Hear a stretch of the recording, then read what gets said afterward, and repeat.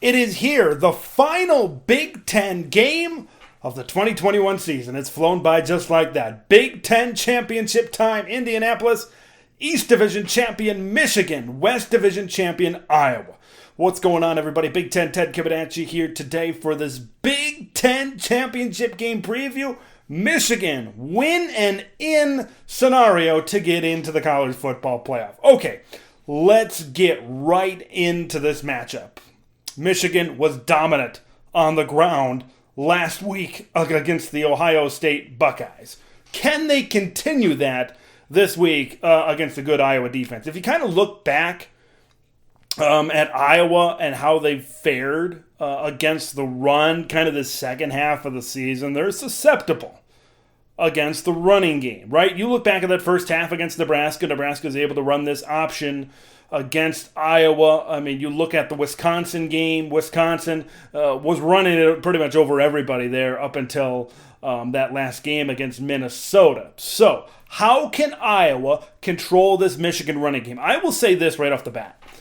I don't think Michigan is going to have quite the dominant day against Iowa that they had against Ohio State. Ohio State had proved early in the season that they were going to struggle if teams went face-to-face, head-to-head, smash-mouth football with them. What I know about the Iowa Hawkeyes, how disciplined they are, and defensively, how they make good adjustments, right? I mentioned that Nebraska game. They come out in the second half, and Iowa shuts down Nebraska's option game with Logan Smothers. So this is a team that can make really good adjustments.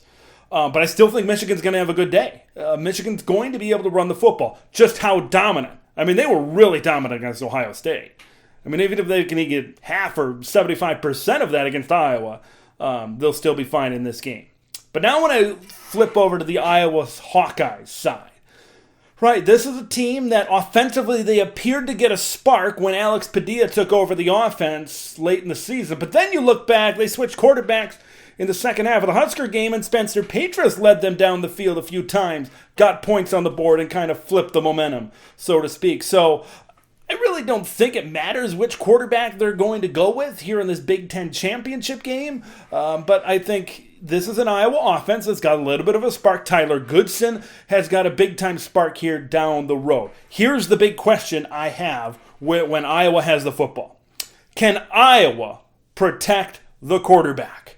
Right? Aiden Hutchinson, David Ojabo coming off the edge are two of the best in the entire country at getting past those offensive tackles on the outside and getting home and sacking the quarterback. Aiden had 3 sacks against Ohio State. Here's a stat to keep in mind. Michigan is best in the Big Ten. They have only allowed 9 sacks this season. Great offensive line at Michigan, we know that. Iowa has allowed 31 sacks. That's second most in the Big Ten. So when you ask questions about can they contain Aiden Hutchinson, can they contain David Ojabo, the statistics, the numbers right now say no, right? Especially coming off a game against Ohio State. By the way, that Buckeye team, 3rd in the Big Ten in pass protection this season. So they were able to get home against a Ohio State offensive line. We'll see if they can do that against Iowa. You know, the numbers don't tell the story. That's why we play football. That's why we line them up and hit each other.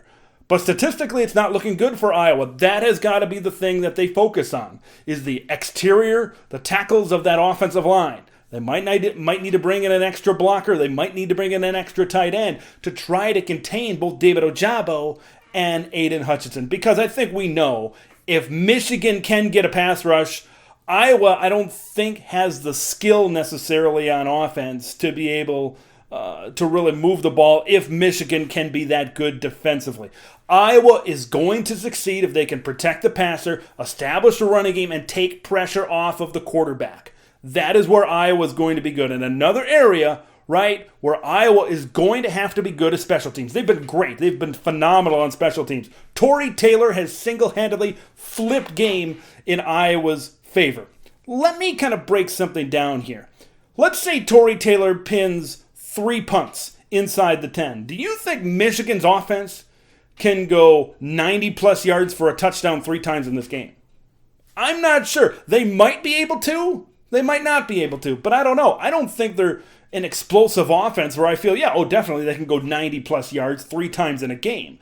But if Tory Taylor is able to once again flip a game, pin Michigan inside the 10, play field position, That's where Iowa holds the cards. And that's going to be a big factor. Special teams. Watch out for Charlie Jones as well. Returning kicks. I think Iowa definitely holds the advantage in special teams, although Michigan is pretty good as well. This is going to be a fun game to watch. This isn't going to be a blowout. I do not think this is going to be a blowout. Iowa, if they want to have a shot to be in this game late, they need to get on the board early. They need to play early season Iowa football. They need to be phenomenal in special teams. They need to force a lot of turnovers, and they need to give their offense a short field. If Iowa's able to do that, I think they're going to have a shot. They're going to have a shot. And one thing I know about the Iowa Hawkeyes is when it comes to a close game and it comes down to it, that's a team that can finish.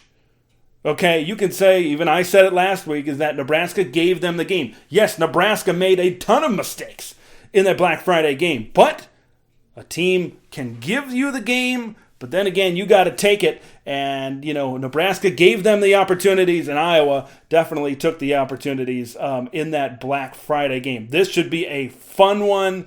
In Indianapolis, Big Ten championship on the line. I want to hear what you guys have to think about this one. You think the Hawkeyes, I know there's a lot of Iowa fans out there. Iowa, me and you, we've had an up and down relationship this season. But I want to say one quick thing. Thank you to the Iowa fan base. Because looked at my YouTube stats, my YouTube analytics the other day, the state of Iowa is the state that watches Big Ten Ted the most. So I want to thank you, even though we've had an up and down ride together this season. But I want to hear what you guys think, especially Hawkeye Nation. See if Hawkeye Nation comes through in the comments and says, hey, we got this. Or Michigan. You think Michigan's going to roll in this one? Let me know your thoughts in the comments below. Make sure you subscribe to Big Ten Ted. A lot of off-season content here coming up, and especially in the lead up to bowl season. So stay tuned for that. I'm Big Ten Ted. We'll see you in the next one.